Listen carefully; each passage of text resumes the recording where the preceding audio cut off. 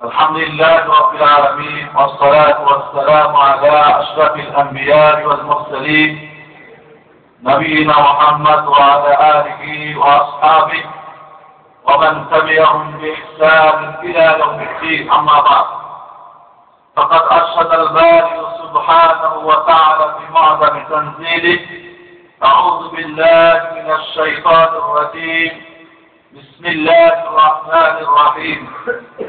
يا أيها الذين آمنوا اتقوا الله وابتغوا إليه الوسيلة. وقال رسول الله صلى الله عليه وسلم: إذا سألت فاسأل الله، وإذا استعنت فاستعن بالله، أو كما قال عليه الصلاة والسلام. আজকে আলোচনার শুরুতে আমাদের মুসলিম জাতি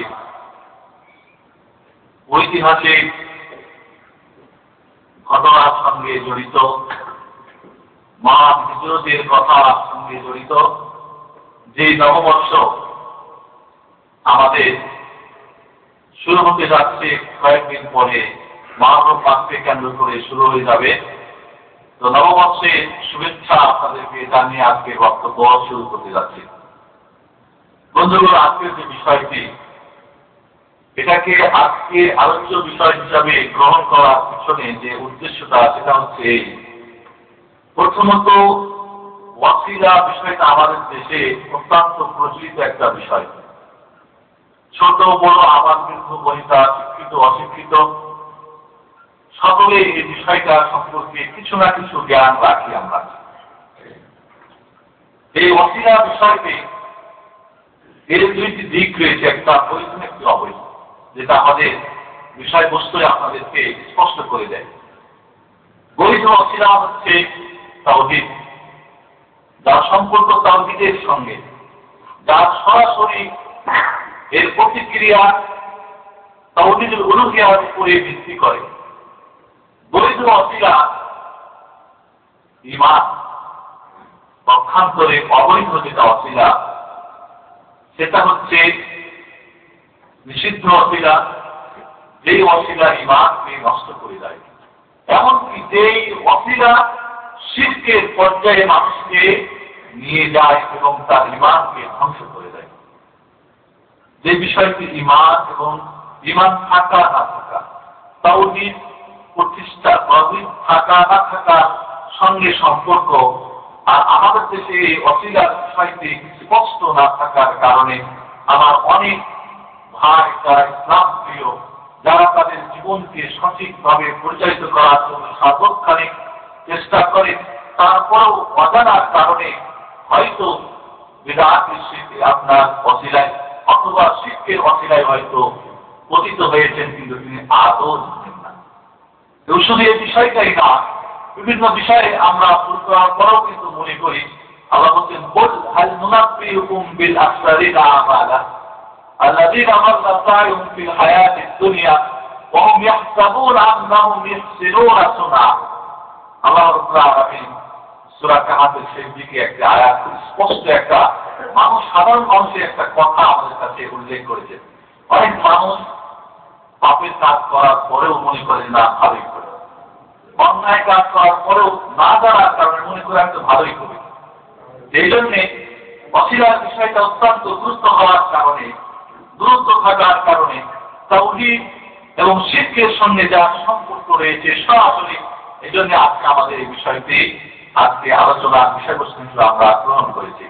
আল্লাহ রাব্বুল আলামিন আমাদেরকে বৈধ এবং অবৈধ ওয়াসিলা সম্পর্কে সঠিক জ্ঞান এবং ঠিক সেইভাবে আমল করার জন্য তাওফিক দান করে। এবং আপনাদের কাছে আমার অনুগ্রহ, আপনার দাবি থাকবে, বিষয়টা অত্যন্ত সূক্ষ্ম, এই জন্য আপনারা একটু অধীর হয়ে আগ্রহ সহকারে শুনবেন বলে আমি আশা রাখি ইনশাআল্লাহ। ওয়ালাইকুম আসসালাম। প্রথমে আমরা আছি ওয়াসিলার অর্থ। আর তাওয়াসসুল ওয়াসিলা থেকে নির্গত। ওয়াসিলা এবং ওয়াসলুন আর ওয়াসলুন সিনা শব্দের অর্থ প্রায় নিকট একটা অর্থবহ, যেহেতু আমরা বলি ইহদিনাস সিরাতাল মুস্তাকিম, সঠিক পথ, এটাকে শর্ট না করলে স্ক্রিন দিয়ে পড়ি ইন্দিরা সিরাত মুস্তাকিম করে হবে। তো সৎ আর সিন আপোষের মধ্যে খুব সম্পর্ক ওদের ভালো। তো ওয়াসিলার অর্থ হচ্ছে যে এমন একটা কারণ যেটা আপনার উদ্দেশ্য পর্যন্ত আপনাকে পৌঁছাবে। যেহেতু মনে করেন সোজা যখন এসেছেন বাইসাইকেলে কি আসা যাবে? আপনি যখন গ্রাম থেকে স্কুলে লেখাপড়া করতে যেতেন তখন একটা বাইসাইকেল ধরেই চলতো, ঠিক না? যখন আপনি কলেজে উঠলেন মনে করেন জেলা বা উপজেলা প্রপারে, তখন আপনাকে হয় বাস যাতায়াত করে আসতে মাসাল্লাহ আমাদের প্রেসিডেন্টের সাথে আকর্ষণ না করুক, আমাদের যোগাযোগের ব্যবস্থা ভালো করেছিল। তো তারপরে বাসে এরপরে যদি আমি ঢাকা আসতে চাই ওই বাসগুলি কিন্তু চলে না। আমাকে তখন খোঁজ যেগুলি দূর জার্নির যেগুলি এগুলি আমাকে নিতে হবে, ব্যবস্থা করতে হয়, তাই না? আপনি যদি ওই উপজেলাতে গাড়ি যাতায়াত করে গাড়িতে চড়ে নেন ঢাকায় গিয়ে পৌঁছবেন এর আশা কিন্তু শতকরা 1 নাও নেই। ঠিক যখন আপনি আবার দেশ থেকে বিদেশে যে আসতে চাইবেন তখন আপনাকে অবশ্যই আমাদের পথ চিন্তা আমরা সকলেই জানি, পানিপথ জলপথ যেটা বলি আমরা, আকাশপথ আর স্থলপথ। তখন আপনাকে হয় জলপথে সেই জলপথ কিন্তু অত্যন্ত দেরিতে আপনাকে পৌঁছাবে। তাহলে তখন আপনাকে অবশ্যই সৌদি আরবে গিয়ে যদি আপনি বলেন এই বাইসাইকেল একটা আমার আছে ভিসা দিয়ে অফিসে যাবো, আপনাকে ভিসা লাগাই দেবেন। আপনাকে এয়ারলাইন্সে যে কোনো এয়ারলাইন্স যেটা সৌদিতে আছে তার টিকিট শো করতে হবে। এখন আপনারা তাহলে ওয়াসিলা মানে হচ্ছে আসসাবাবুল মুসিল ইলাল মাকসুদ, আপনার উদ্দেশ্য পর্যন্ত পৌঁছে যায় এমন একটা মাধ্যম, এমন একটা কারণ। আপনাদের সবার কাছে কথা পৌঁছানোর জন্য আমরা একটা ওয়াসিলা ব্যবহার করতেছি, ঠিক না? মাউস রয়েছে, এখানে মেশিন রয়েছে, ওখানে আপনার 2টি সাউন্ড বক্স রয়েছে, ঠিক তো? তো এখন মনে করতে হবে ওয়াসিলা মানে হচ্ছে যার মাধ্যমে আপনার উদ্দেশ্যে পৌঁছতে পারবেন। এটা হলো আবিধানিক অর্থ। ইসলামের পরিভাষায় ওয়াসিলা বলা হয় যে হিয়া ইবাদাতুন ইউরাদু বিহাল তাওয়াসসুল ইলা রিদওয়ানিল্লাহ ওয়াল জান্নাহ, এমন একটা মাধ্যম, এমন একটা কারণ যার মাধ্যমে মহান রব্বুল আলামিনের সন্তুষ্টি এবং জান্নাত পর্যন্ত পৌঁছা যায়। ভালো করে বুঝবেন, এমন একটি মাধ্যম বা কারণ যার মাধ্যমে আল্লাহর সন্তুষ্টি এবং জান্নাত পর্যন্ত অর্জিত মাকসুদ। আমাদের উদ্দেশ্য আল্লাহর সন্তুষ্টি অর্জন করা না এবং তার মাধ্যমে জান্নাত যাওয়া না। ইসলাম সেন্টারের প্রয়োজন ছিল না, আসার প্রয়োজন ছিল না। যারা এটাকে পছন্দ করেন না তারা এখানে আসেন না, ঠিক না? তো বন্ধুগণ, আল্লাহ রাব্বুল আলামিনের সন্তুষ্টি এবং তার সেই জান্নাতে পৌঁছানো যে আমাদের উদ্দেশ্য, মহান উদ্দেশ্য পর্যন্ত পৌঁছা, যার মধ্যে পৌঁছে যায় তাকে বলা হয় ইসলামের পরিভাষায় ওয়াসিলা বা তাওয়াসসুল। তাহলে এবার আমরা আসবো কোন কোন জিনিসের মাধ্যমে আল্লাহর সন্তুষ্টি এবং জান্নাত পর্যন্ত পৌঁছা যায়। সৌদি আরব পৌঁছতে হলে তুমি এয়ারলাইন্সের দরকার, আল্লাহর সন্তুষ্টি পৌঁছতে হলে তখন বাইসাইকেলে চলবে না, তখন আপনাকে এয়ারলাইন্সে আসতে হবে।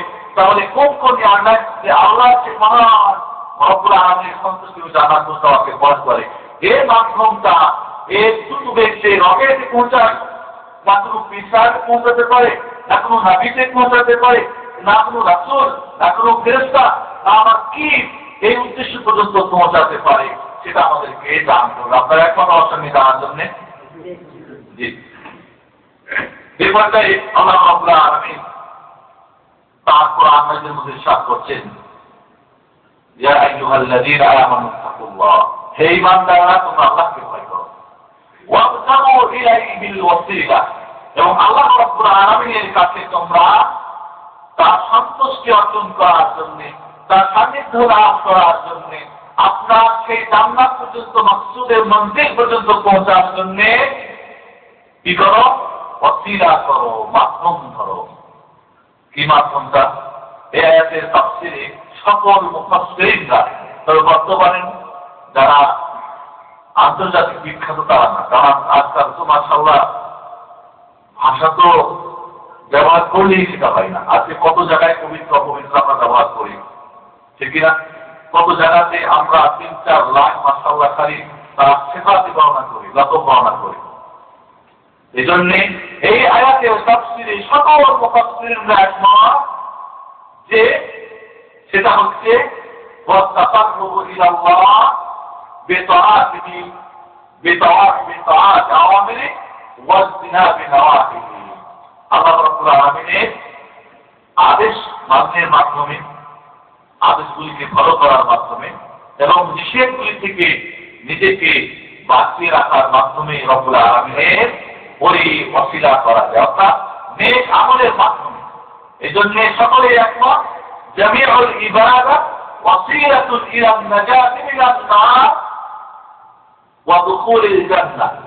সমস্ত ইবাদত আল্লাহর সন্তুষ্টি অর্জন করে জান্নাত পর্যন্ত পৌঁছার জন্য হচ্ছে মাধ্যম, আর জাহান্নাম থেকে বাঁচার।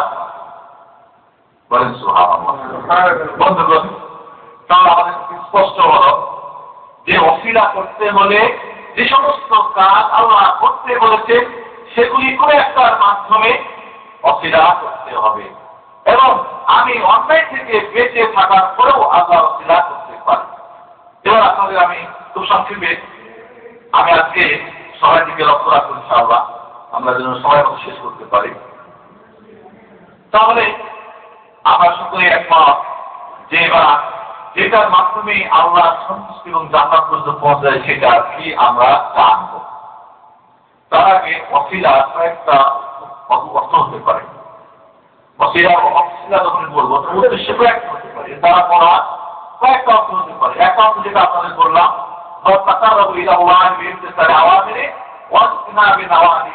আল্লাহ সমস্ত অর্ডারকে ফলো করে এবং নিষেধগুলি থেকে বেঁচে থাকার মাধ্যমে আল্লাহ তাকে ওসিলা করা, এটা হলো ওসিলা একটা অর্থ।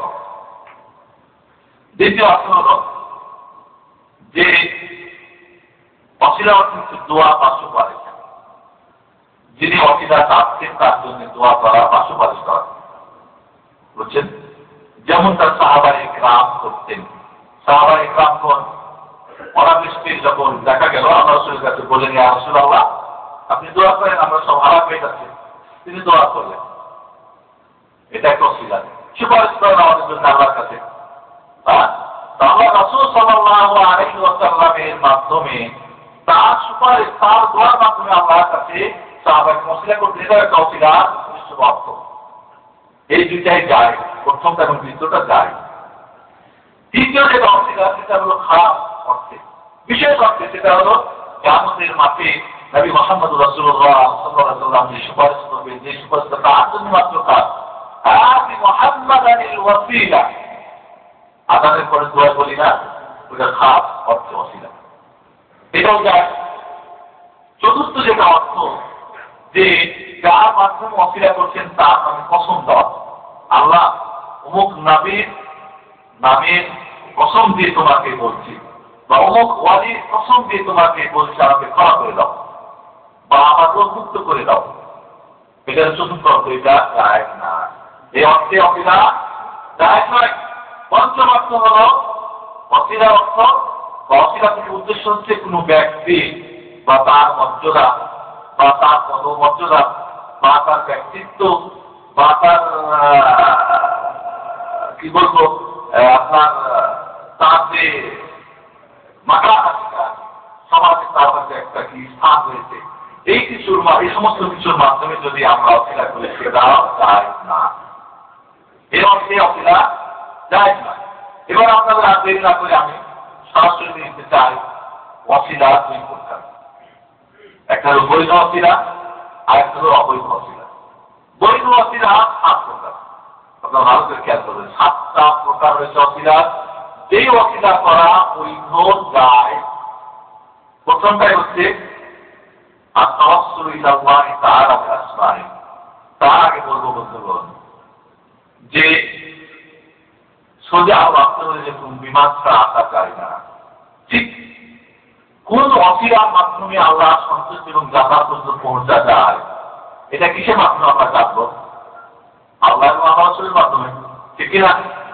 তাহলে আল্লাহ এবং আল্লাহ রাসূল যেই মাধ্যমটা, যেই কারণটাকে বৈধ হিসাবে নির্ণয় করেছেন, নির্দিষ্ট করেছেন, সেটাই হবে বৈধ ওসিলা।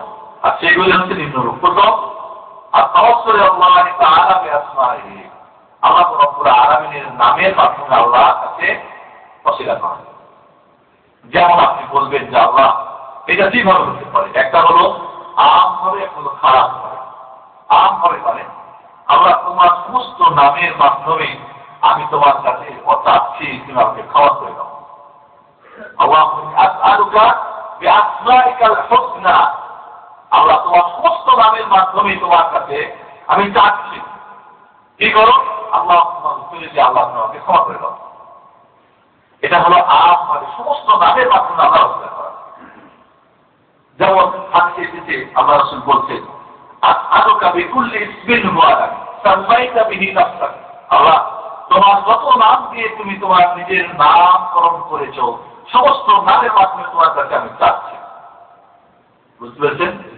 চাওয়াটা ওসিলা। তাহলে আল্লাহ নামের সমস্ত নামের মাধ্যমে ওসিলা করা জায়েজ রয়েছে। আল্লাহ বলছেন ওয়ালিল্লাহিল আসমাউল হুসনা ফাদউহু বিহা, আল্লাহ সুন্দরতম নাম রয়েছে, তোমরা তার মাধ্যমে তাকে ডাকো, তার কাছে চাও, তার সান্নিধ্য লাভ করতে চাও, তার জান্নাতে পৌঁছতে চাও। আল্লাহ রাসূল সাল্লাল্লাহু আলাইহি ওয়াসাল্লাম এই দোয়া মাধ্যমে আমাদের কাছে শিক্ষা দিয়েছেন।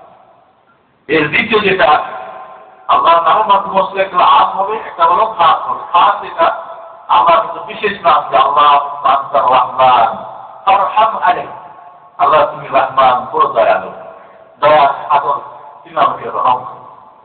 আল্লাহ আনতার রহমান বিশেষ নাম কিনা? এই রহমান নামের ওসিলায় তুমি আমাকে আল্লাহুম্মা ইগফিরলি, ক্ষমা করে দাও। আল্লাহুম্মা ইগফিরলি বিসমিকাল গফফার, আল্লাহ তোমার গফফার নামের ওসিলায় তুমি আমাকে ক্ষমা করে দাও।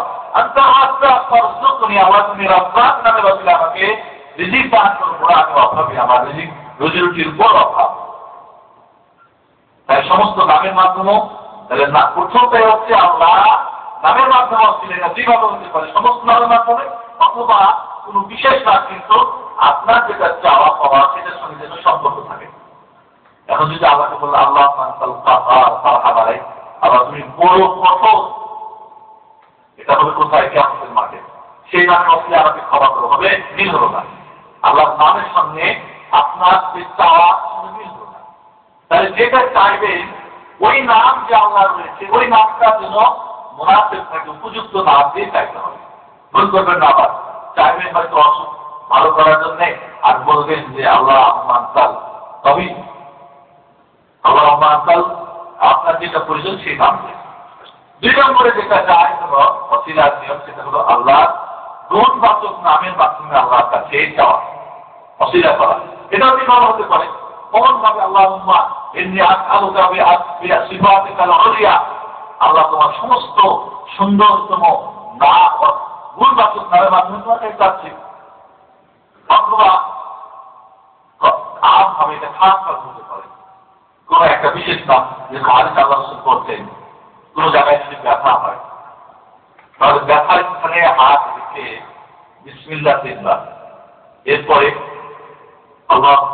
এরপরে আউযু বিইজ্জাতিল্লাহি ওয়া কুদরাতিহি মিন শাররি মা আযিল ওয়া হাদিস সাতবার পড়লে ইনশাআল্লাহ ব্যথা সেরে যায়।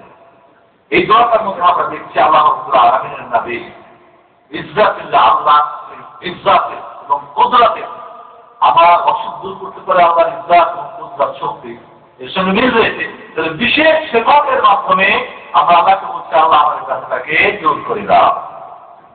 আল্লাহুম্মা আনতাশ শাফি ফাশফিনি, আল্লাহ তুমি রোগ আর প্রদাতা, তুমি আমার রোগ ভালো করে দাও। এইভাবে বিশেষ সিফাতের মাধ্যমে আমরা আল্লাহর কাছে ওসিলা করতে পারি। তিন নম্বর যেটা ওসিলা যায়, সেটা হলো কি আল্লাহ কোন কাজের মাধ্যমে। আল্লাহ রাব্বুল আলামিন করেন ক্ষমা করেন, ক্ষমা করেন, এটা আল্লাহ কাজ না।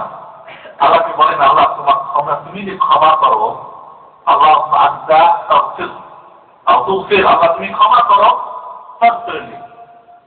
আল্লাহ আনতাল গফফার, তুমি ক্ষমাশীল।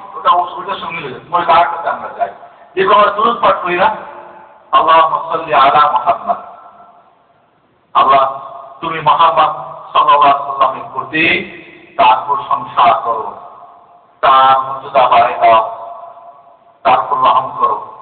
কারণ সদাই তারা ইব্রাহিম, যেমন তুমি ইব্রাহিমের উপরে করেছিলে, তুমি ইব্রাহিমের উপরে রব্বুল আলামিনের তার প্রশংসা, তার উপরে রহমত করে, এটা কাজ কিনা? ঠিক ওইভাবে আমি তোমার কাছে চাচ্ছি আমার প্রিয় নবী হযরত মুহাম্মদ রাসূলুল্লাহ সাল্লাল্লাহু আলাইহি ওয়াসাল্লামের প্রতিও তুমি করো। এটা একটা ওসিলা। দোয়া কিন্তু ওসিলা, ভুল করবেন না। আর যার মাধ্যমে আপনি তার স্বাধীনতা লাভ করতেন।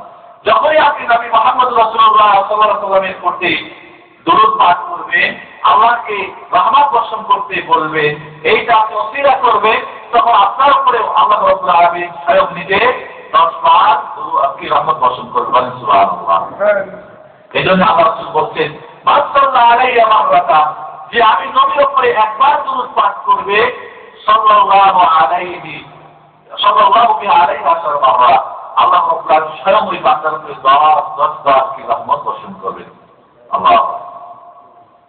এরপরে চতুর্থ নম্বর যেটা বৈধ ওসিলা ভাগ, সেটা হলো কি আত-তাওয়াসসুলু ইলাল্লাহি তাআলা বিল ঈমানি বিহি ওয়া বিরাসূলিহি।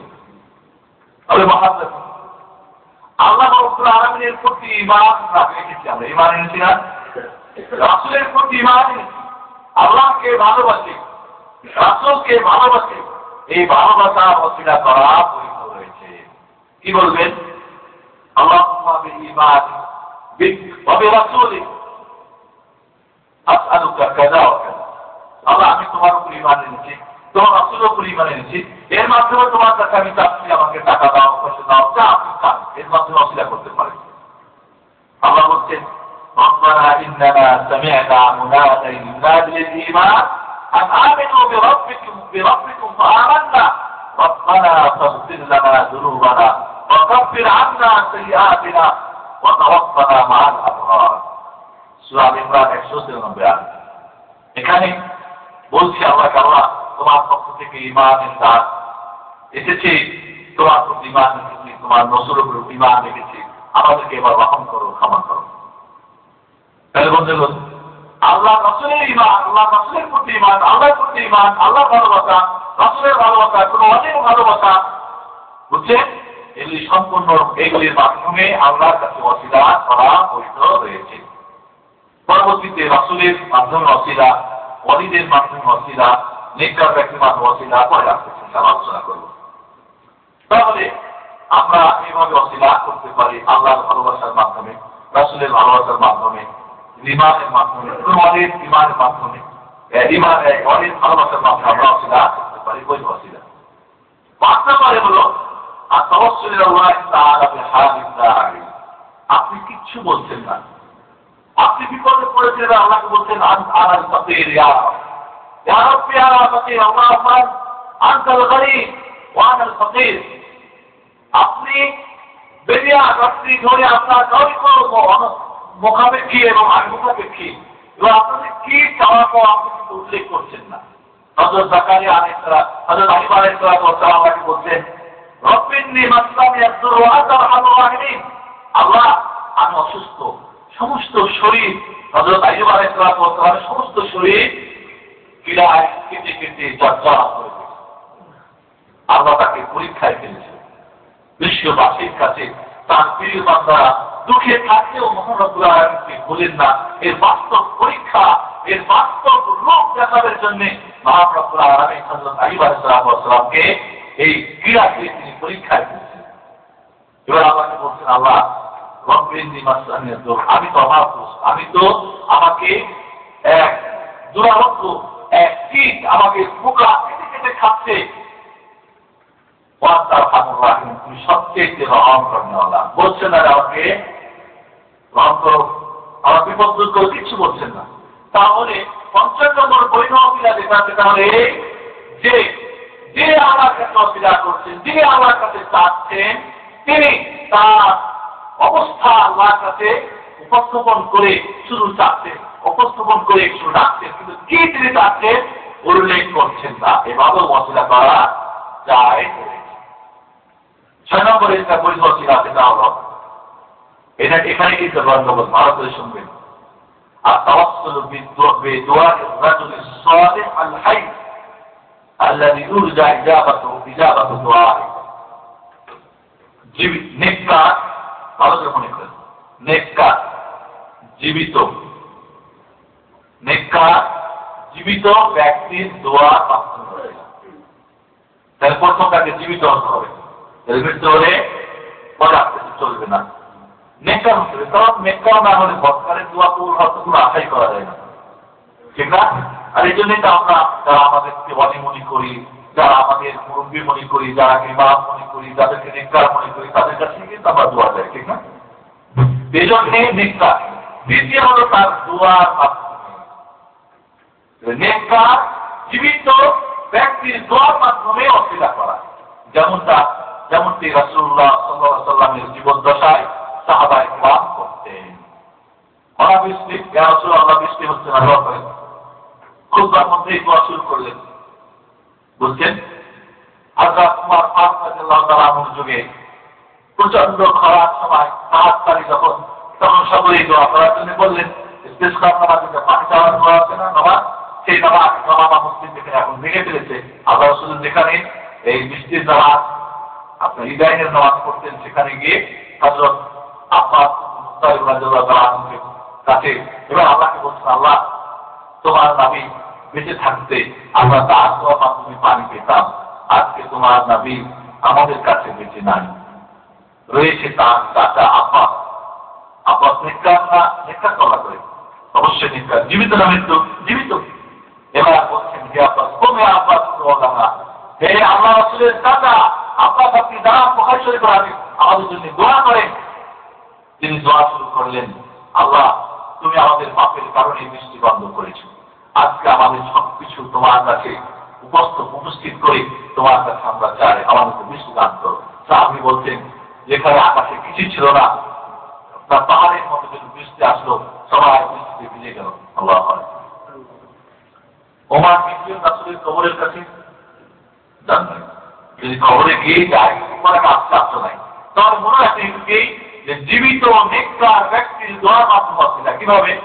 আপনি মনে করেন একজন আলেমকে বা একজন বুজুর্গকে বা একজন কোন ব্যক্তিকে, আপনি জীবিত ব্যক্তিকে নেককার মনে করেন, গিয়ে বললেন, হুজুর বা মাওলানা সাহেব বাড়িতে আপনি আমার কাছে পরিচিত, বললেন আমার জন্য একটু দোয়া করবেন, আমার বাচ্চাটা অসুস্থ যেন ভালো হয়ে যাবে।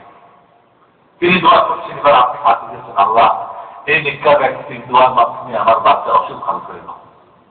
দোয়ার মাধ্যমে, ব্যক্তির মাধ্যমে না। বলবেন না যে আল্লাহ ওয়ালির মাধ্যমে দোয়া, আমার বাচ্চা ভালো করে দাও, রাসূলের মাধ্যমে ভালো করে দাও, চলবে না। আপনি যে পড়েন, বুঝতে পেরেছেন? এটি স্পষ্ট হওয়া উচিত, জীবিত নেককার ব্যক্তির দোয়ার মাধ্যমে ওসিলা করা বৈধ রয়েছে, তাহলে মৃত্যু চলবে না, বদকা তো চলবেই না, আর তার মাধ্যমেও চলবে না, বরং তার দোয়ার মাধ্যমে চলবে। 7 নম্বর হলো আত-তাওয়াসসুল ইলাল্লাহ তাআলা বিল আমালিস সালিহ, সৎ আমলের মাধ্যমে আল্লাহর কাছে ওসিলা করা। এর পক্ষে বুখারী শরীফের হাদিস সংক্ষেপে বলছে, 3 জন ব্যক্তি বনু ইসরায়েলের, তারা এক রাস্তা দিয়ে যাচ্ছিল, হঠাৎ করে ঝড় বৃষ্টি একটা গুহায় লুকিয়ে পড়ল আত্ম বাঁচানোর জন্য। হঠাৎ করে একটি পাথর এসে ওই গুহার মুখটা লিখে দিল। এবার তো বাইরে হতে পারে না, ঝড় বৃষ্টি বন্ধ হয়ে গেল, বারাত শেষ হয়ে গেল, বাইরে না হওয়ার পরে এবার 3 জনই মহা বিপদে। এবার আপনি বলছেন, দেখো আমাদের যদি কোনো ভালো কাজ থাকে আল্লাহর কাছে আমরা ওসিলা করি, কিন্তু আল্লাহ আমাদেরকে পরিত্রাণ দেবে।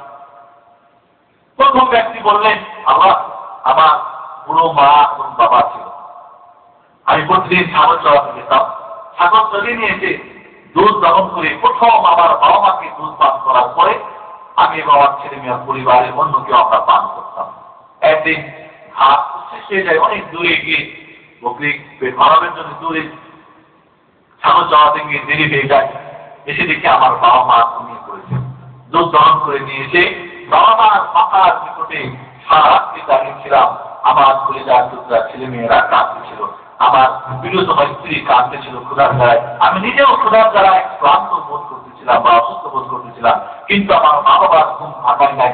ফজরের সময় যখন তাদের ঘুম ভাঙলো, তাদের দুধ পান করিয়ে তারপরে আমি আমার ছেলে মেয়েরা পান করি। যদি আল্লাহ এটা ভালো কাজ হয়ে থাকে, এর মাধ্যমে আমাদের এই নাজাত বিপদ থেকে মুক্তি দান, পাথরের এক অংশ সরে যাও, বাইরে হতে পারে না। বলেন সুবহানাল্লাহ। দ্বিতীয় ব্যক্তি বললেন, আমার এই টাকা তো বলছিল আমি তাকে ভালোবাসতাম, অবৈধ কাজে তাকে বারবার প্রস্তাব দেওয়ার পরও আমি নিরাশ করি।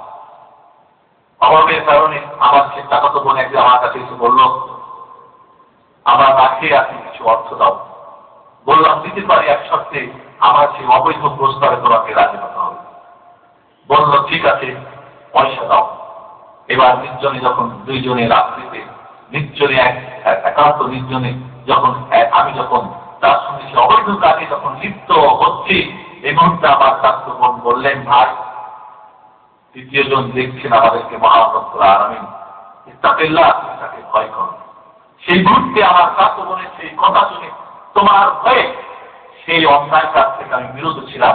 যদি এটা ভালো কাজ হয়ে থাকে আল্লাহ, তার অন্যায় থেকে বেঁচে থাকাও কিন্তু ভালো কাজ, বুঝছেন না? তাহলে আমাদের এই বিপদ থেকে মুক্ত করো। আর এক অংশ সরে গেল, কাজ হতে পারে না। এবার তৃতীয় ব্যক্তি বললেন, আল্লাহ আমার জীবনে ভালো কাজ আমি খোঁজ করে পাই না, তবে আমার বাড়িতে অনেক চাকরকে সামনে কাজ করেছিল, সকলেরই পাওনা করা পারিশ্রমিক নিয়ে গিয়েছিল, একজন নিয়ে যাই নাই। তার সেই অর্থটাকে আমি নিজে আত্মসাৎ না করে সেটাকে বাড়িয়ে চালিয়ে আমি তার অনেক কিছু মাল সম্পদ বানাই। একদিন সে ফিরে এসে আমাকে বলে, আবার সেই টাকাটা দিয়ে দেন।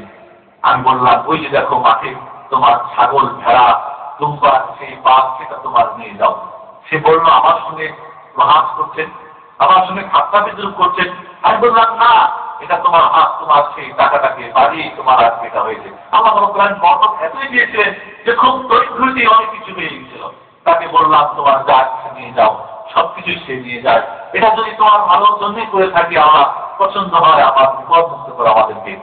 গোটা পাথরটা সরে গেল, তিনজনেই নিরাপদে তাদের শ্মশান স্থানে পৌঁছে গেলেন।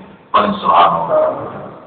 এই হাদিসের স্পষ্ট এটাই হয় যে সৎ আমলের মাধ্যমে নামাজ পড়লেন, 2 রাকাত পড়ে আল্লাহর কাছে এবার বলেন, আল্লাহ 2 রাকাত নামাজ পড়েছে, এর মাধ্যমে আমাকে ক্ষমা করো, আমার রোগ মুক্ত করে ইত্যাদি যা তা পাওয়া।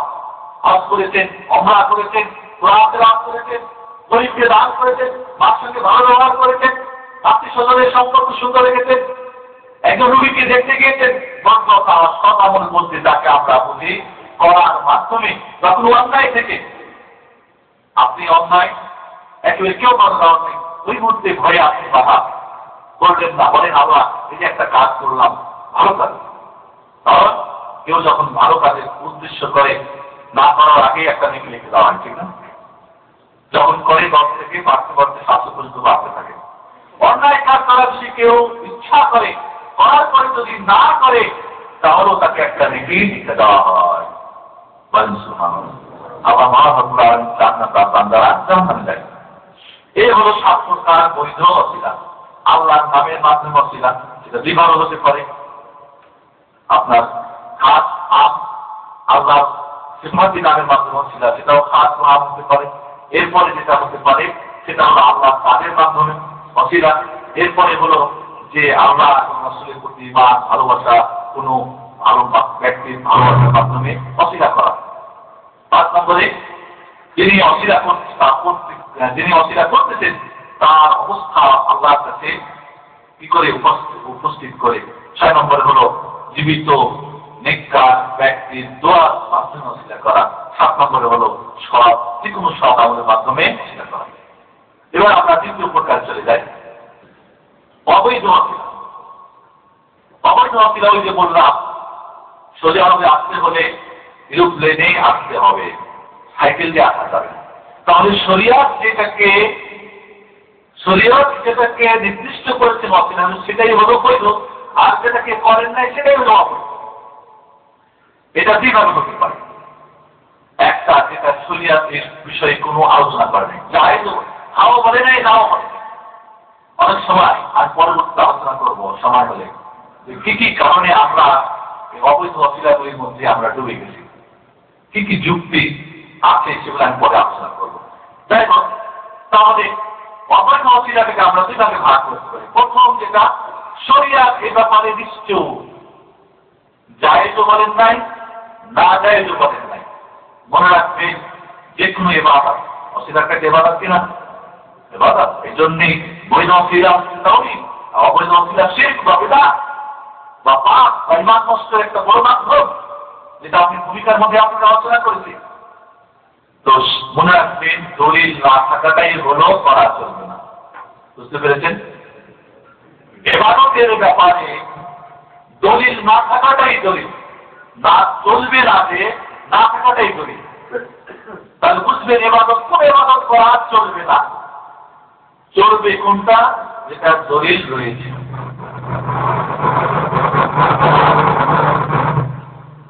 কিন্তু যেটা আপসের মধ্যে চলা, আপসের মধ্যে মহামারা, ব্যবসা বাণিজ্য ইত্যাদি, উঠা বসা, কথাবার্তা, হ্যাঁ, হারাম হারামের যে বিষয়গুলি, এগুলি যেটা নিষেধ রয়েছে সেটাই শুধু নিষেধ। এই জন্যে যেটা শরিয়া নিশ্চয় কোন হারা কিছুই বাড়ি নাই, বুঝে নিতে হবে সেটা না। কিন্তু মহামারাতের ব্যাপারে, চলাফেরা, ওঠা বসা বা হারাম হারামের ব্যাপারে যেটা নিষেধ শুধু ওইটাই নিষেধ, বাকি যেগুলি নিষেধ নাই সেগুলি যায়। ব্যবসা কতগুলি হারাম হয়েছে, বাকিগুলি সব হারাম। বুঝতে পারবেন? খাওয়ার ব্যাপারে কত জিনিসকে হারাম করে যাচ্ছে, বাকিগুলি সবই হারাম। কিন্তু শরীয়ত বলবেন যে যেহেতু হারাম হারাম কিছুই বলে নেই, কিছুই বলে নেই, কাজে যায় না। যখনই দেখবেন দলিল নাই তখনই সেটা না যায়।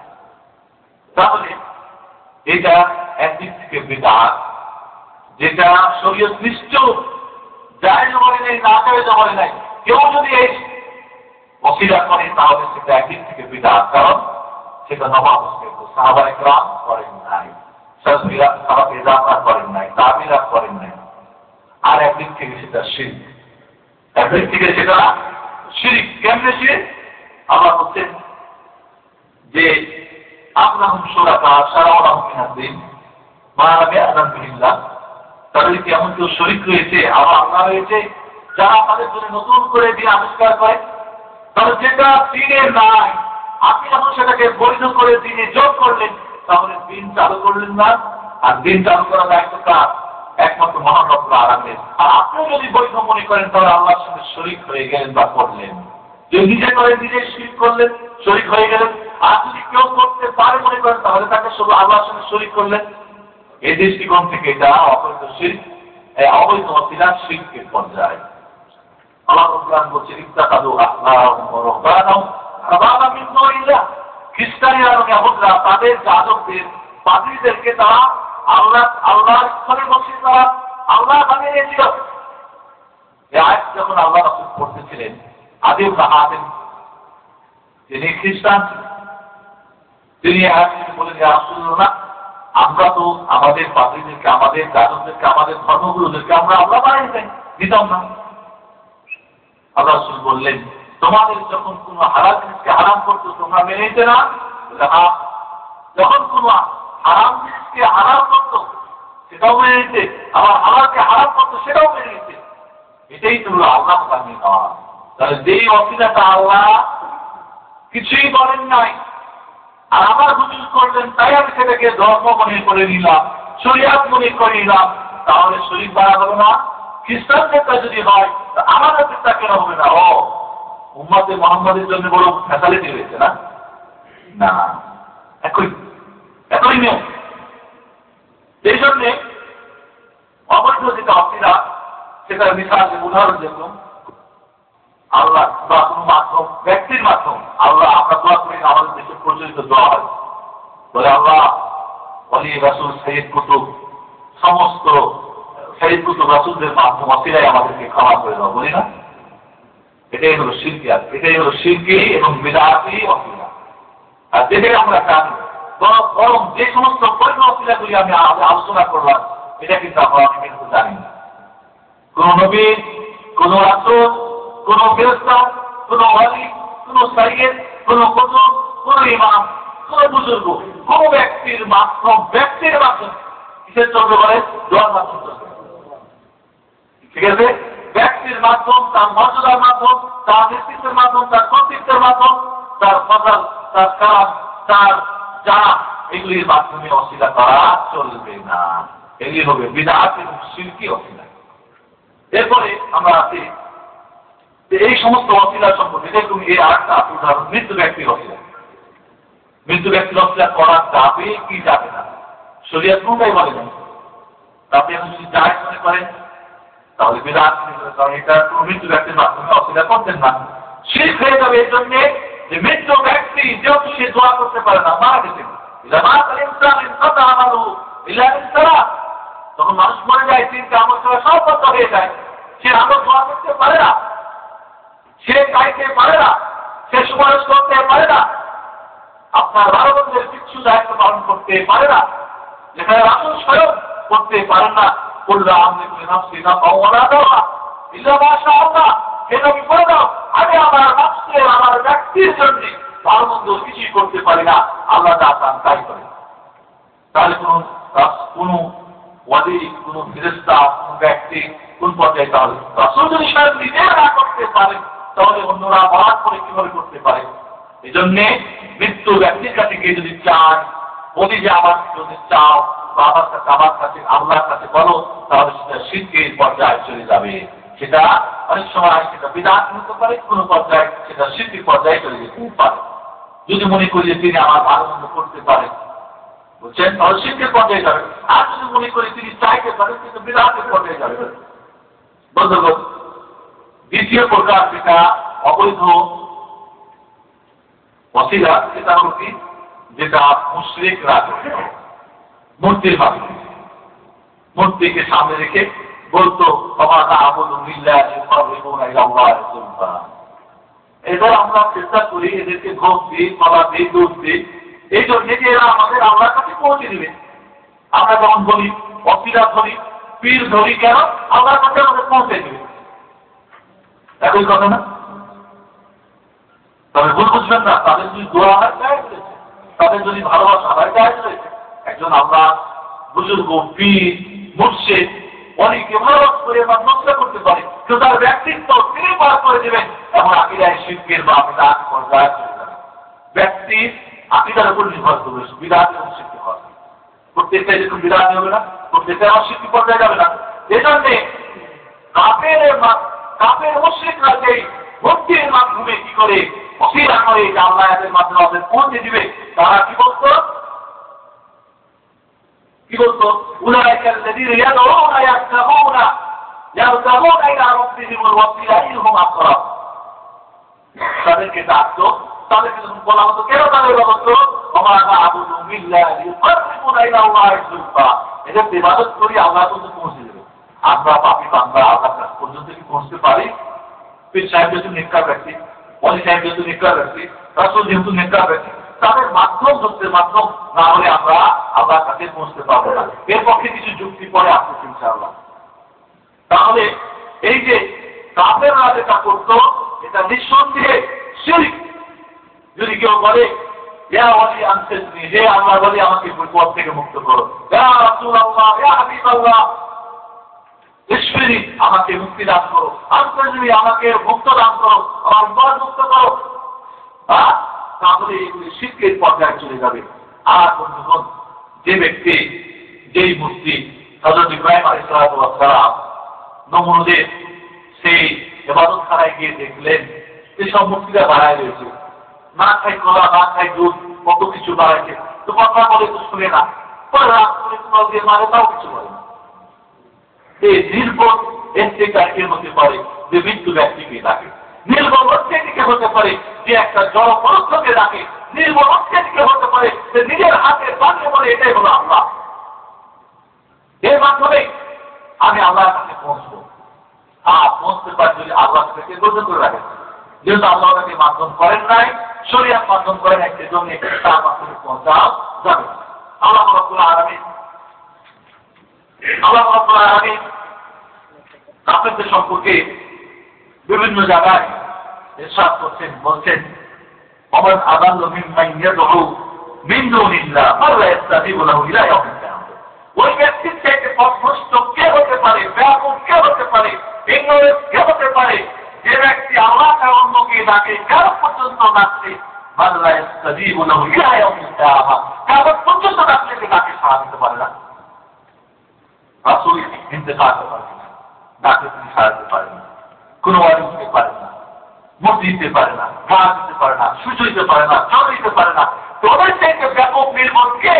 যারা এমন ব্যক্তি কেমন জিনিসকে ডাকে যে কেমন পর্যন্ত ডাকতে উঠে তাকে সারা দেয় না,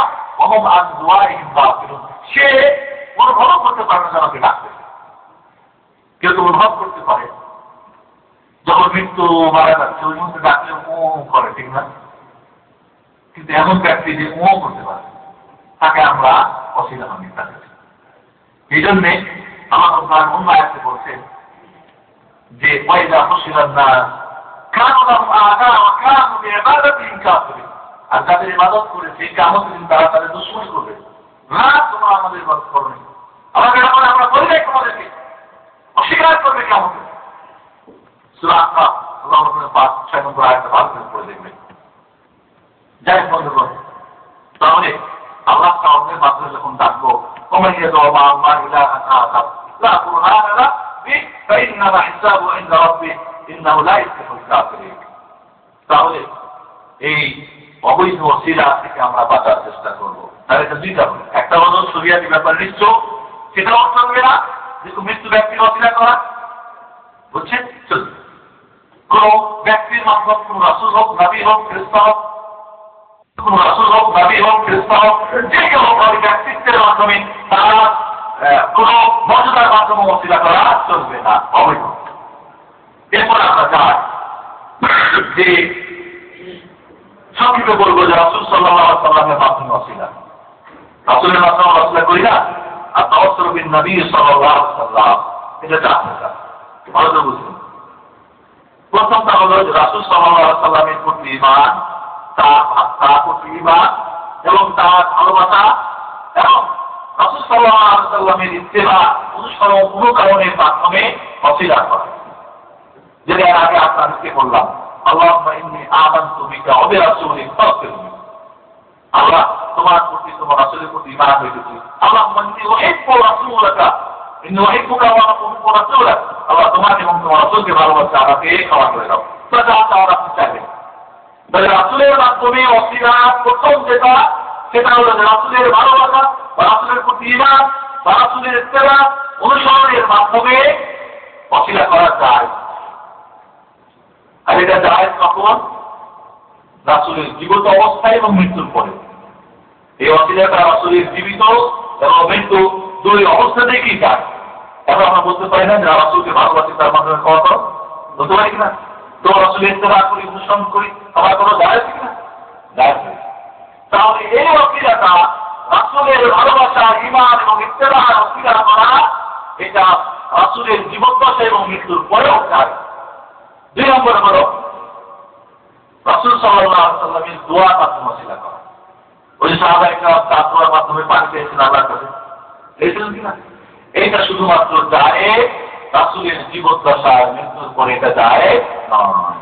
এখন গিয়ে বলবেন রাসূলকে, ইয়া রাসূলুল্লাহ আমাদের জন্য দোয়া করেন, চলবে না। কই উমর তো গেলেন না পানির জন্য রাসূলের কবরের কাছে।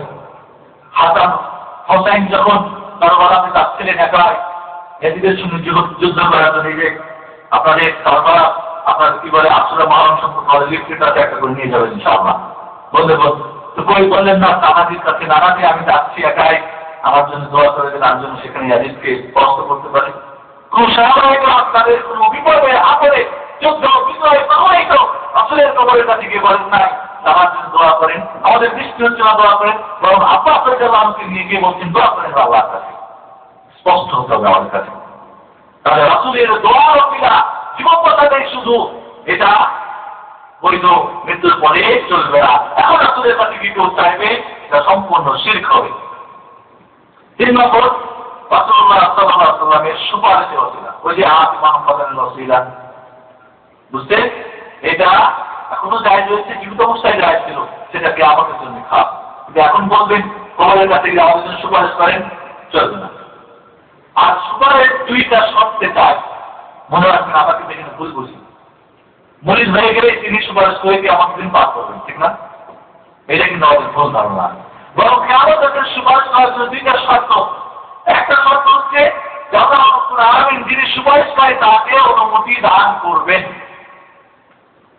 আর দ্বিতীয় হলো যার প্রতি সুপারিশ করা হবে তার যখন আল্লাহ রব্বুল আলামিন সন্তুষ্টি থাকবেন। তিনি সুপারিশকারী এবং যার জন্য করবেন উভয়ের উপরে আল্লাহ সন্তুষ্ট এবং আল্লাহর অনুমতি পীর বাবাজি অনুমতি পাবেন কিনা তার নিশ্চয়তা আছে। আমাদের দিন ওই যে তুষার যেটা করে হযরত আদম থেকে নিয়ে শেষ নবী ঈসা পর্যন্ত কেউ সাহস করবেন না, কেউ সাহস করবেন না। সাহস করবেন কে? আমাদের প্রিয় নবী মুহাম্মদ রাসূলুল্লাহ সাল্লাল্লাহু আলাইহি ওয়াসাল্লাম।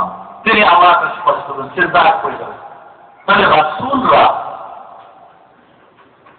নবীরা যদি সুপারিশ করার সাহস না পান, তাহলে আমি পীর সাহেব আরেকজন ওলি সাহেব কিভাবে আপনাকে এই ধোকায় ফেলে দিয়ে আমাকে মুরিদ ধরেই আপনাকে পার করে দিবে?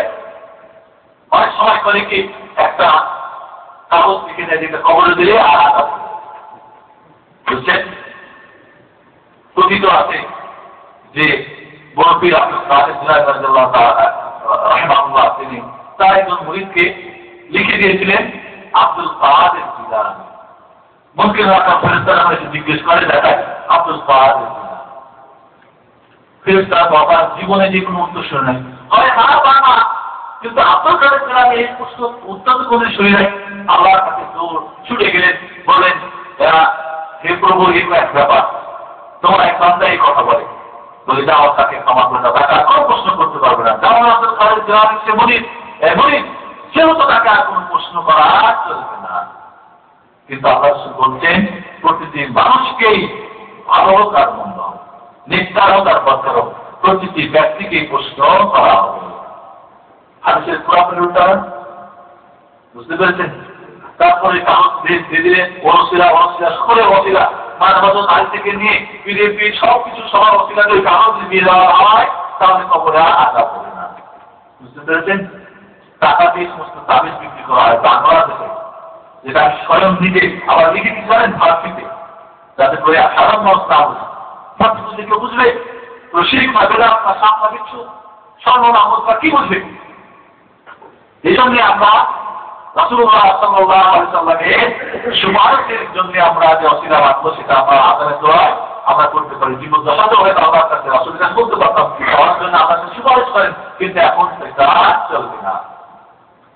4 নম্বর কথা, রাসূলুল্লাহ সাল্লাল্লাহু আলাইহি ওয়াসাল্লামের তার ব্যক্তিত্ব, তার মর্যাদা মাধ্যমে ওসিলা করা চলবে না। অবৈধ ওসিলা, যেটা আজকে আমাদের দেশে বহু প্রচলিত, নবী রাসূল সাইয়্যিদ কুতুবদের ওসিলা আমাদেরকে ক্ষমা করে দাও, এটাই হলো অবৈধ ওসিলা, বিদআতি ওসিলা, এবং কোন পর্যায়ে সেটা শিরকি ওসিলা। এরপর আছে নেককার ব্যক্তিদের মাধ্যমে ওসিলা করা। বুঝছেন? নেককার ব্যক্তিদের মাধ্যমে ওসিলা দুই প্রকার, একটা হলো তাদের দোয়ার মাধ্যমে ওসিলা করা, আর এটা জীবিত অবস্থায় জমি খাওয়া।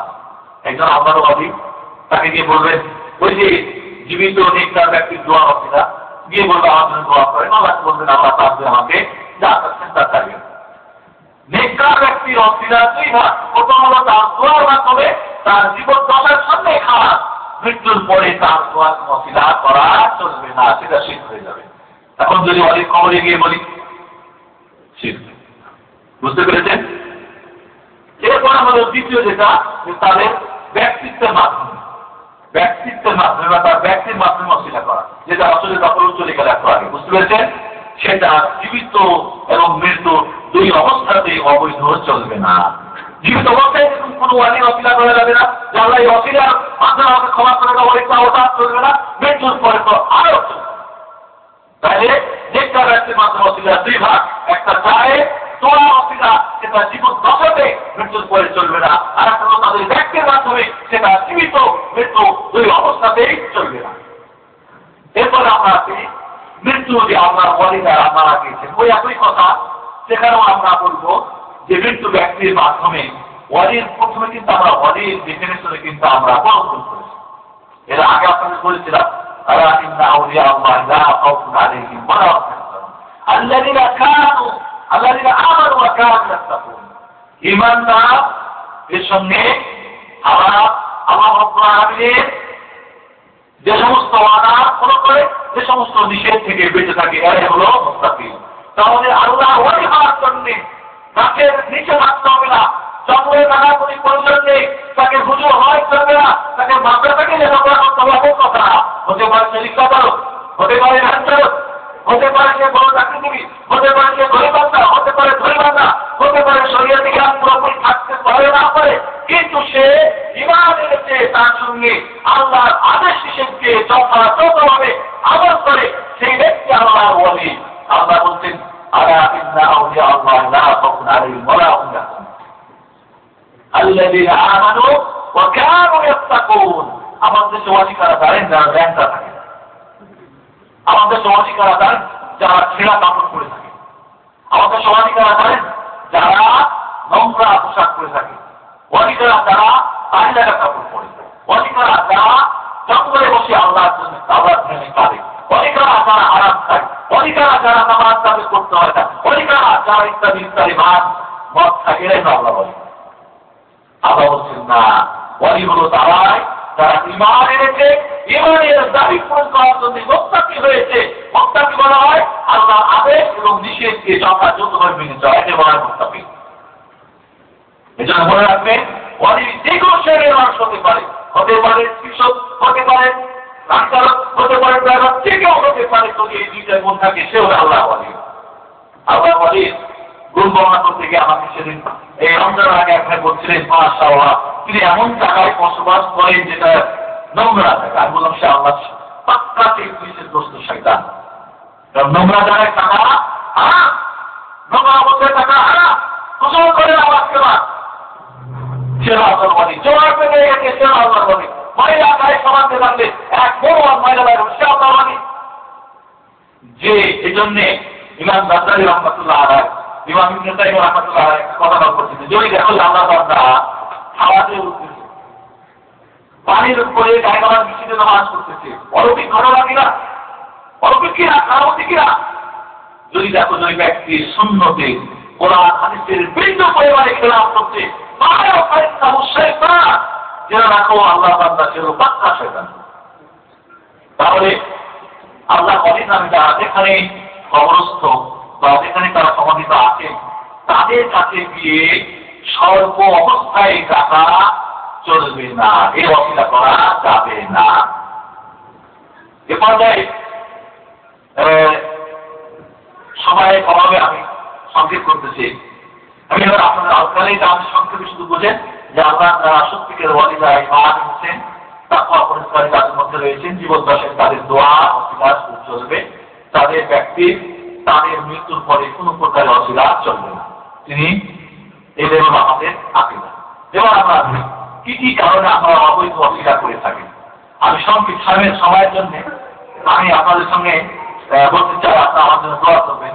অসিলার ব্যাপারে যেন একটা বই বাংলা ভাষায় লিখতে পারে, এবং যারা বাংলা ভাষায় ভালো অভিজ্ঞতা সকলে আমাকে সহযোগিতা করবেন, আমি দাবি রাখলাম।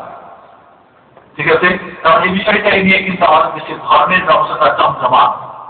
অসিলা না করলে পাপ না, বুঝতে পেরেছেন? আর এই একটা মাধ্যমে ওনাদেরকে কি করে গেছে, এই অসিলা ব্যবসায় হুজুর সাহেবানদের মাশাআল্লাহ জমজমা ব্যবসা। এই জন্য এই বিষয়টা আমাদের দেশের অত্যন্ত জরুরি, গুরুত্বপূর্ণ। এই জন্য আমি ইচ্ছা করছি, যদিও বাংলা ভাষায় আওয়াজ করে একটা দখল নেই, তবে যারা আমার ভাইরা আছে আমাকে সহযোগিতা করবেন বলে আমি আশাবাদী ইনশাআল্লাহ। বন্ধুগণ, অবৈধ অসিলার পিছনে যে কারণগুলি, সেটাকে আমরা দুই ভাগে ভাগ করতে পারি। প্রথম হলো কিছু সহিহ হাদিস যা অপব্যাখ্যা করা হয়। ওই যে হযরত উমরের হাদিস, হযরত উমর আব্বাস আব্দুল মুত্তালিবের অসিলা করলেন না, বলেই তৈরি অসিলা। হযরত আব্বাসের যেটা হয়েছিল সে তার দোয়ার মাধ্যমে অসিলা হয়েছিল, তা আমরাও বলতে বলি। তার ব্যক্তির অসিলা তো করেন নাই, আর মৃত্যু এখন চলবে না, তাই হতো হযরত উমর রাসূলের ব্যক্তিত্বকে ছেড়ে দিয়ে হযরত আব্বাসের ব্যক্তিত্বে কখনোই যেতেন না, ঠিক কিনা? দেখেন, রাসূলের কাছে আব্বাসের কোন তুলনা হয়? জাহিদের উপর হতো রাসূলের কাছে যেতেন, কবরের কাছে কি করতেন? যে ধরনের আপনারা মনে রাখবেন যে কিছু সহিহ হাদিসের অপব্যাখ্যা করে এর ওসিলার জায়েজ করার জন্য অপচেষ্টা করা হয়, এই একটা কারণ। বুঝতে পেরেছেন? আমি হাদিসগুলি শুধু একটা উল্লেখ করে আগে যাচ্ছি সামনের দিকে। দ্বিতীয় কারণ হলো যে কিয়াস বুঝেন তো, যে আমরা দুনিয়াবি কাজে আমরা দেখি কোনো একটা কেসে যদি হয় কোর্টে, আমরা উকিল ধরি না, ধরি কিনা? এখন বিচারকের কাছে, জাজ সাহেবের কাছে বিচার যখন আমরা চাই কোনো একটা উকিলের মাধ্যমে আমরা সেখানে পৌঁছি। তো ঠিক আল্লাহর কাছে পৌঁছতে হলেও কোনো একটা ওয়ালি রাসূলের মাধ্যমে পৌঁছতে হবে। এটা বলাই ক্লিয়ার। ওইটাই যখন আমরা দুনিয়াবি কাজে করি, দিনের কাজে ওইটা করা হয়েছে। আমি বলবো এইটা দ্বারা হবে এর চাইতে চরম অপরাধ মনে আর কিছু নেই, এর চাইতে বড় আরো মনে আর কিছুই নেই। কারণ জাজ সাহেবের কাছে যেতে হলে উকিল ধরতে হবে, এটাই হলো নিয়ম, ঠিক কিনা? দুনিয়াবি নিয়ম। কিন্তু আপনাকে রাখতে হলে কোনো মাধ্যম নেই। ও ধরনের আস্থা দেবে রাখুন, দেখো সরাসরি আনতে হবে তাকে সাহায্য। কেউ যদি মনে করে যে আল্লাহকে ডাকতে হলে, আল্লাহ পর্যন্ত পৌঁছতে হলে মাধ্যম প্রয়োজন, তাহলে সে পাবে। আকিদার ভালো করে বুঝেন, ঈমান নষ্ট হওয়ার 10টি মূল কারণ রয়েছে। তার মধ্যে একটা কারণ হলো কেউ যদি বিশ্বাস করে মহান রব্বুল আলামিনকে ডাকতে হলে, তার পর্যন্ত পৌঁছতে হলে মাধ্যম জরুরি রয়েছে, তাহলে সে মুশরিক, সে কাফের, তার ঈমান নষ্ট হয়ে যাবে। তাকে তোবা করে আবার রায়দারা করে মুসলমান হতে হবে। বুঝতে পেরেছেন? তাহলে আর দ্বিতীয় কারণ বলবো, একজন সাধারণ মানুষ যে ডাক সাহেব 5,000 টাকা হলে বিচার উল্টা পাল্টা করেন, যে উকিল সাহেব টাকা খেয়ে শত মিথ্যা কথা বলে তিনি তার পক্ষে রায় দেওয়ার চেষ্টা করেন, বিপক্ষে, অন্যায়ের পক্ষে, এত বড় অন্যায়কারী অত্যাচারীদের সঙ্গে আরামের সাদৃশ্য করার চেয়ে বড় অন্যায় হতে পারার কিছু বলে না, তা হতে পারে না। বলবো ইতিহাস বাতিল চলবে না। 3 নম্বর কারণ হল যে আমরা বলি মাঝে মাঝে তো কাজ হয়ে যায়, কাজ হয় না।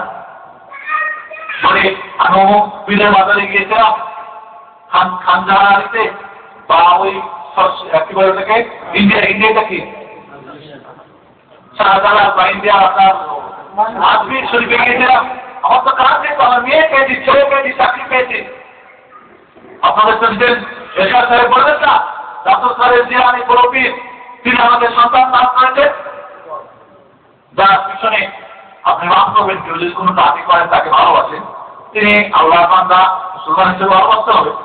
কিন্তু এই বিষয়টা আমি ভালোবাসতে পারি না। কোনো আল্লাহ পীর তাকে বার্তা দিয়ে দিলেন, আর বার্তা খাওয়ান আদার ব্যাপারে আপনারা ভালো জানেন, সত্যি কে দিয়েছিলেন সে ঘটনা হয়তো আপনারা ভালো করে জানেন। যাই হোক বন্ধুগণ, যে কথাটা বলতেছিলাম যে মাঝে মধ্যে তো কাজ হয়ে যায়, এখানে আপনাদের বোঝানোর জন্য বলবো, প্রথমত ওই ব্যক্তির মাধ্যমের জন্য না, তো আপনি সেখানে গিয়ে দোয়া করেছেন, দোয়া আপনার কাছে ভালো লেগেছে, কবুল হয়ে গেছে, একটা কারণ। আপনার বাচ্চা অসুস্থ, আপনি গেছেন আজমিরে, আপনার মাকে দোয়া করতে বলেছেন, বাবাকে দোয়া করতে বলেছেন, বন্ধু বান্ধবকে দোয়া করতে বলেছেন, হুজুর সাহেবকে দোয়া করতে বলেছেন, হতে পারে তাহলে দোয়া করতে ভালো হয়েছে, ঠিক না? আপনার এখানে গিয়ে অসুবিধা করছেন, ওই পীর সাহেবের ওজন হয়েছে, এটা আপনাকে বললাম। বুঝতে পেরেছেন? তৃতীয় কারণ হলো অনেক সময় আল্লাহ রাব্বুল আলামিন পরীক্ষায় ফেলে দেন। পরীক্ষা আল্লাহ দোয়া করেন, ওই মুহূর্তে ওইখানে আপনি দেখেছেন পরীক্ষায় আপনাকে ফেলে দিতে, বিপদে ফেলার জন্য। হযরত দাউদ আলাইহিস সালামের যুগে শনিবারের দিন জুমার নামাজ হতো, ইবাদত হতো আর কি। সেই দিন মাছ আসতো শোনার জন্য। হযরত দাউদের কণ্ঠস্বর এতই মিষ্টি ছিল যে নদীর দরিয়ার মাছটা হয়েছে তার বক্তব্য শুনতেন, শুনতো। তো আল্লাহ রাব্বুল আলামিন নিষেধ করে দিলেন, বনী ইসরাঈলকে স্বীকার করতে পারবে না। বুঝতে পেরেছেন? এরপরে আল্লাহ রাব্বুল আলামিন একটা পরীক্ষায় ফেললেন। এখন করলো কি, তারা শুক্রবার দিন জাল পেতে রাখে। শুক্রবারে মাছ, এই শুক্রবারে জাল পাতে, শনিবার শেষ শুনে মাছ আছে, যার মধ্যে পরে শনিবারে স্বীকার করে না, করে রবিবারে, পরে আমরা তো রবিবারে করি, চার্জ করি। বুঝতে পেরেছেন? তারা কিন্তু তাদের বিপদে ফেলেছেন। উম্মতে মুহাম্মাদীরা আল্লাহ রাব্বুল আলামিন ঠিক এই ধরনের পরীক্ষায় রেখেছেন যে তুমি ইহরাম অবস্থায় স্বীকার করা যাবে না। এটা একটা পরীক্ষা, পরীক্ষা কে আল্লাহ ওরা ফলো পৌঁছার কে করে না, এটা একটা পরীক্ষা। এইভাবে হতে পারে যে পরীক্ষা যে কবুল হয়ে গেল, আল্লাহ আপনাকে সেটা করে ফেললেন, আর আপনি এক বাতের আকীদার মধ্যে ঢুকে পড়লেন। এরপরে যেটা আমরা বলে থাকি যে এরপরে যে জিনিসটা সেটা হলো যে কিছু জাত হাদিস দিয়ে দলিল পেশ করে। এর পিছনে কি রয়েছে? কিছু জাত এবং অত্যন্ত দুর্বল হাদিস দিয়ে দলিল পেশ করে। যেমন হাদিসে তাওয়াক্কুল বিজাহি, তোমরা আমার মজুদার মাধ্যমে আল্লাহর কাছে তোমরা ওসিলা করো, ফাইন্না জাহিল্লাহি আমিন, আল্লাহর কাছে আমার মজুদা অত্যন্ত বড়। ওইটা সাহায্যুল্লাহ ফাসআলু বিজাহি, আল্লাহর কাছে চাইতে হলে আমার মজুদার মাধ্যমে চাও, ফাইন্না জাহিল্লাহি আমিন, কারণ আমার মজুদা আল্লাহর কাছে অত্যন্ত মহা বড়। এটা একটা জাত, এটা একটা জাত। এরপরে যদি কোনো কাজ সিদ্ধি না হয়, কোনো কবর পাশের কাছে গিয়ে চাও, আমি সবাইকে জানা দিচ্ছি। ঠিক এইভাবে সংক্ষেপে আমাদের করব অনেকগুলি জাল হাদিসের মাধ্যমে, যেরকম হযরত আদম আলাইহিস সালাম এই পৃথিবীতে যখন আল্লাহ পাঠাই দিলেন, আল্লাহর কাছে রব্বানা যালামনা আনফুসানা ওয়া ইল্লাম তাগফির লানা ওয়া তারহামনা লানাকুনান্না মিনাল খাসিরিন বলে দোয়া করতে থাকলেন, কিন্তু আল্লাহ দোয়া কবুল করছেন না। তখন রাসূলুল্লাহ সাল্লাল্লাহু আলাইহি ওয়াসাল্লামের মাধ্যমে ওসিলা করলেন। আল্লাহ বলেন, আদম তুমি মুহাম্মদের নাম কেমনে জানলে? বলে, আল্লাহ তখন আমাকে সৃষ্টি করে আমার ভিতরে রূহকে দিয়েছিলেন, তখন আমি দেখলাম আপনার আরশের উপরে লেখা রয়েছে, আরশের পায়ের মধ্যে লেখা রয়েছে মুহাম্মদ। তো মনে করলাম আপনার পছন্দ নাম, সেই জন্যই তো লিখে রেখেছেন, এই জন্যই সেটা অসিলা করলাম, তাই তো আপনি কবুল করে নিলেন। একটা জাত এই ধরনের অনেকগুলি জাত হাদিসের মাধ্যমে কি করে আপনার দলিল পেশ করে থাকে। বিভিন্ন ঘটনাও রয়েছে এই ধরনের। বন্ধুগণ, যাই হোক, এই ধরনের অনেকগুলি ঘটনা, অনেকগুলি জাত হাদিস অত্যন্ত দুর্বল হাদিসের মাধ্যমে দলিল পেশ করে থাকে। আল্লাহ রাব্বুল আলামিন আমাদেরকে হাদিসগুলি জানার তৌফিক দান করেন এবং সঠিক ওসিলা যেন আমরা করতে পারি, সেই তৌফিক যেন দান করেন। যাই আলোচনা আমি শেষে গিয়ে বলবো, এটা আজকে এই সমস্ত বিদআত এবং শিরক ওসিলা প্রচার এবং প্রসারের কারণ হচ্ছে যে আমাদের দ্বীনের জ্ঞান, সঠিক জ্ঞান না থাকা। ঠিক কিনা? ঠিক কিনা আপনারা বলেন? এই জন্য আমরা আসুন, আমরা সঠিক জ্ঞান অর্জন করবো এবং সে অনুযায়ী আমরা আমল করবো এবং আল্লাহ রাব্বুল আলামিন আমাদেরকে এই ওসিলা বিষয়টি যেন সঠিকভাবে জানা এবং সেইভাবে আমল করা তৌফিক দান করেন। শিরক এবং বিদআতি ওসিলা থেকে যেন আমাদেরকে হেফাজত করেন। আল্লাহুম্মা আমিন। আকুলু কাওলি হাযা আস্তাগফিরুল্লাহ ওয়া লিসাইরিল মুসলিমিন ফাস্তাগফিরুহু গফুরুর রহিম। খুব সংক্ষেপে আমাদের আজকে 10টা পুরস্কার রয়েছে। আজকের পুরস্কার নাম্বারের উপরে আমি দিতে চেয়েছি, অসুবিধা নেই, যারা আগে দিতে হবে। তাহলে এখানে কিছু নাম্বার আমরা মোটামুটি 50 নম্বর ছেড়েছি। এই নম্বরটা আমি একটা করে নম্বর উঠাবো, যিনি পাবেন তিনি একটা করে কার্ড প্রথম, তিনি প্রথম পুরস্কার নিয়ে দেবেন। এভাবে তাড়াতাড়ি আপনারা নিয়ে যাবেন ইনশাআল্লাহ। তবে আমি নাম লিখে রাখবো, পরে আপনারা পুরস্কার গ্রহণ করবেন। মাহফুজ ভাই 1 2 4 1 2 4 সবাই নাম্বার হাতে নেন, সবাই নাম্বারগুলি হাতে নেন, যার নাম্বার পেয়েছেন 1 2 4 কার কাছে আছে? মাইক কার কাছে? 1 2 4 জি 1 2 4 দাঁড়া দাঁড়া দাঁড়া সুজা দিল। নাম কি? নাম্বার কত করে তাড়াতাড়ি বলবেন। 117 117 নাম 118 118 জি তাড়াতাড়ি বলছেন। হাজার আসওয়াদ চুমু দেওয়া এটা কি ওসিলা বা কারণ কি? বন্ধুগণ, হাজার আসওয়াদ আমরা চুমু দিয়ে কারণ হচ্ছে রাসূল সাল্লাল্লাহু আলাইহি ওয়াসাল্লাম চুমু দিয়েছেন। হযরত ওমর রাদিয়াল্লাহু আনহু বলছেন, পাথর আমি জানি না, একটি পাথর উপকার করতে পারো না, ক্ষতি করতে পারো না। যদি আমার রাসূল যদি তোমাকে চুমু না দিত, আমি তোমাকে চুমু দিতাম না। তাহলে এটা কোনো অসিলা না। আমাদের একটা আকীদা আছে যে পাথর চুমু দিলে সমস্ত পাপ টেনে নেয়, চুপ মানে করে চুষে মুছে নিয়ে নেয়, এই জন্য আমরা ওখানে ভিড় জমা, এটা কিন্তু আবশ্যক না। আমার ভাই জিজ্ঞেস করেছেন যে টাকা পয়সার মাধ্যমে অসিলা। অবশ্যই টাকা পয়সা যদি দান করেন, এটা একটা সৎ আমল, এর মাধ্যমে আপনি অসিলা করতে পারেন। আল্লাহ 100 টাকা দান করেছি, এর মাধ্যমে আপনি সেটা চাইতে পারেন। তাহলে রাফিয়া সাইন মানে কি বুঝলাম, রাফিয়া সাইন বললেন কিনা? কে লিখছেন? রফুলিয়া দেন মানে 2 হাত উত্তোলন করা। আল্লাহ রাসূল তাকবীরে তাহরিমান এবং রুকুতে যাওয়ার সময়, রুকু থেকে ওঠার সময় এবং প্রথম তাসাউদ থেকে উঠে আল্লাহ রাসূল রফুলিয়া করেছেন। এটা সুন্নাতে সাবেত, কেউ যদি করেন আলহামদুলিল্লাহ, তবে এটা সুন্নাত। কেউ যদি ছেড়ে দেন নামাজ হবে না, এমন কথা বলা যাবে না। যিনি করবেন নেকি পাবেন, যিনি করবেন না নেকি পাবেন না, তবে নামাজ হবে না এমন কথা নয়। জামা কাপড় ছোট বড় ব্যবহার করার কোনো পার্থক্য? বন্ধুগণ, জামা কাপড়টা হচ্ছে কি প্রতিটি দেশের অবস্থার আলোকে, আবহাওয়ার আলোকে আপনার জাতীয় পোশাক বা পোশাকটা নির্ভর করে।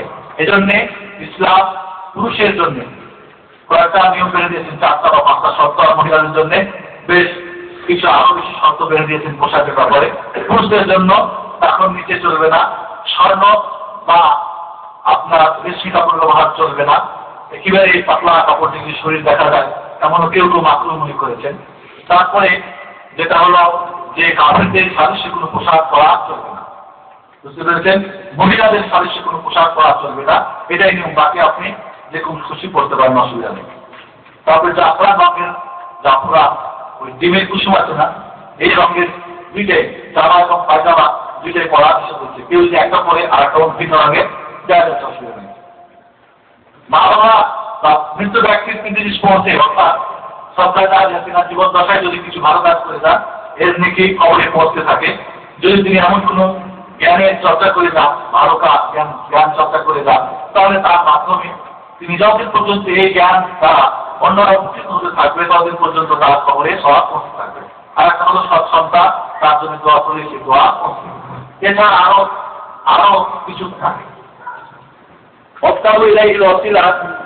মর্মার্থ জানতে চেয়েছেন আমার ভাই।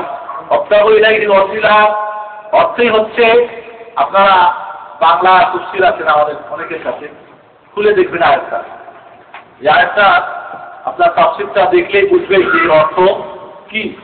আসলে আমরা অনেকেই, এটা হচ্ছে সূরা মায়দা 35 নম্বর আয়াত, সূরা মায়দা 35 নম্বর আয়াত, এবং আরেকটা হচ্ছে সূরা ইসরা 57 নম্বর আয়াত। এই দুইটি আয়াত যদি বাংলা তাফসীরটা পড়েন, তাহলে অসিলা অর্থে আমরা মাধ্যম বেশি বুঝি, এটা কিন্তু না, বরং সেটা আল্লাহর সন্তুষ্টি এবং জান্নাত পর্যন্ত পৌঁছার জন্য যে কোনো সৎ আমলের মাধ্যমে অসিলা করা, আল্লাহর ইবাদতের মাধ্যমে এবং হারাম থেকে বেঁচে থাকার মাধ্যমে অসিলা করা, এটাই হলো এর অর্থ। ওয়ালির গুণ কি পাওয়ার উল্লেখ করেছি। ওয়ালির গুণ হলো ইমানদার, তার সঙ্গে পরেজগার। পরেজগার যেটা আমরা বলি, অর্থাৎ আল্লাহর যে সমস্ত আদেশ ফলো করবেন, নিষেধ থেকে বেঁচে থাকবেন। এই গুণ যার মধ্যে সর্বাত্মকভাবে থাকবে, তিনি আল্লাহ ওয়ালি। তিনি যে কেউ হোক, এই কোনো শ্রেণীর হোক, এই কোনো পদমর্যাদা হোক, তিনি হতে পারেন। সেজন্য জঙ্গলে থাকার প্রয়োজন নেই, সেরা কাপড় থাকা পড়ার প্রয়োজন নেই। নামাজ পড়ার জন্য যে শর্তগুলি আপনার একটু আগে উল্লেখ করলাম, এই শর্ত সাপেক্ষ যে কোনো কাপড় দিয়ে নামাজ পড়তে পারেন। এই জন্য অনেকেই সুফিবাদরা নামাজের জন্য খাস, পায়খানা দেওয়ার জন্য খাস, এমন কোনো প্রয়োজন নেই। যে কোনো কাপড়, পবিত্র কাপড়, নামাজ কবুল হওয়ার জন্য কাপড়, শরীর এবং স্থান পবিত্র হওয়া সত্ত্বেও এজন্য পবিত্র যে কোনো কাপড় দিয়ে আপনি নামাজ পড়তে পারেন, অসুবিধা নেই। মসজিদে করা বা কোরআন পড়া বা মসজিদে নামাজ পড়ার পরে অসিলা করতে পারেন। কিসের অসিলা করবেন? মসজিদে না কোরআনে? তার অসিলা করবেন কোরআন তেলাওয়াতে আর ওই নামাজে। যদি কোরআনে অসিলা করেন, না আমরা কোরআনের অসিলা খারাপ। কোরআন একটা, এটা লিখিত একটা বস্তু। নবী করিম সাল্লাল্লাহু আলাইহি ওয়াসাল্লামের অসিলা সম্পর্কে ভাই এত স্পষ্ট করে বলার পরে যদি প্রশ্ন করে, রাসূলুল্লাহ সাল্লাল্লাহু আলাইহি ওয়াসাল্লামের অসিলার ব্যাপারটা 4 ভাই ভাগ করে আপনাদের বুঝালাম। রাসূল সাল্লাল্লাহু আলাইহি ওয়াসাল্লামের দোয়ার মাধ্যমে রাসূলের ভালোবাসা, ইমানের অসিলা, এটা মৃত্যু, জীবিত অবস্থা এবং মৃত্যুর পরেও যায়। আর একটা হলো রাসূলের দোয়ার মাধ্যমে অসিলা, এটা তার জীবন দশাতেই শুধু বৈধ ছিল, মৃত্যুর পরে চলবে না। এরপর রাসূলুল্লাহ সাল্লাল্লাহু আলাইহি ওয়াসাল্লামের ব্যক্তিত্ব, মর্যাদার মাধ্যমে অসিলা কোনো অবস্থাতে, জীবিত হোক মৃত্যুর পরে কোনো অবস্থাতেই জায়েজ নয়। আর একটা বলছিলাম রাসূলুল্লাহ সাল্লাল্লাহু আলাইহি ওয়াসাল্লামের কি জন্য বললাম, আর একটা হলো রাসূলুল্লাহ সাল্লাল্লাহু আলাইহি ওয়াসাল্লামের কিয়ামতের মাঠে সুপারিশের কথা আছে। সেই সুপারিশের মাধ্যমে অসিলা করা, মানে অসিলা ভাঙা, চাওয়া, সেটা চাইতে পারেন। আদালত যেটা আমরা চেয়ে থাকি, সেটা জায়েজ রয়েছে। সেটা তার জীবন দশাতেও যেমন চাই, মৃত্যুর পরেও চাই, কেমন পর্যন্ত আমরা দোয়া করবো আদালতের সাথে সাথে। তো আজকের মতো এখানেই আমাদের আলোচনা শেষ। আবারও আপনাদেরকে সামনে মাসে দাওয়াত দিয়ে এবং নববর্ষের আগামী আসছে নববর্ষের শুভেচ্ছা জানিয়ে আপনাদেরকে ইসলামিক সেন্টারের পক্ষ থেকে আমার পক্ষ থেকে এই কষ্ট করার জন্য ধন্যবাদ। এবং আপনারা আবারও আমাদের ইসলামিক সেন্টারে আসবেন এই দাওয়াত থেকে। আজকের মতো এখানে আলোচনা শেষ করছি। তবে যারা পুরস্কৃত নাম্বার মানে সৌভাগ্যবান ব্যক্তিত্ব তারা অবশ্যই আপনাদের এখান থেকে আপনাদের পুরস্কার গ্রহণ করবেন। আর আমাদের আলোচনা এখানে শেষ। বহুল পরিচিত কিতাব তাওহীদ, এই বইটা বাংলা অনুবাদ আগে হয়েছিল, অত্যন্ত ছোট অক্ষরে পড়া যাচ্ছিল না, নতুন করে এটা ছাপানো হয়েছে। সম্ভবত 4-5 টাকা দাম হবে। আপনারা ইনশাআল্লাহ সকলে একটা করে ক্রয় করার চেষ্টা করবেন ইনশাআল্লাহ। এই বইটা আমার মজুর ভাই পাচ্ছেন, ইনশাআল্লাহ তিনি উপকৃত হবেন বলে আশা করি। মাশাআল্লাহ, আমার ভাইও ওই একই কিতাব, অত্যন্ত গুরুত্বপূর্ণ কিতাব।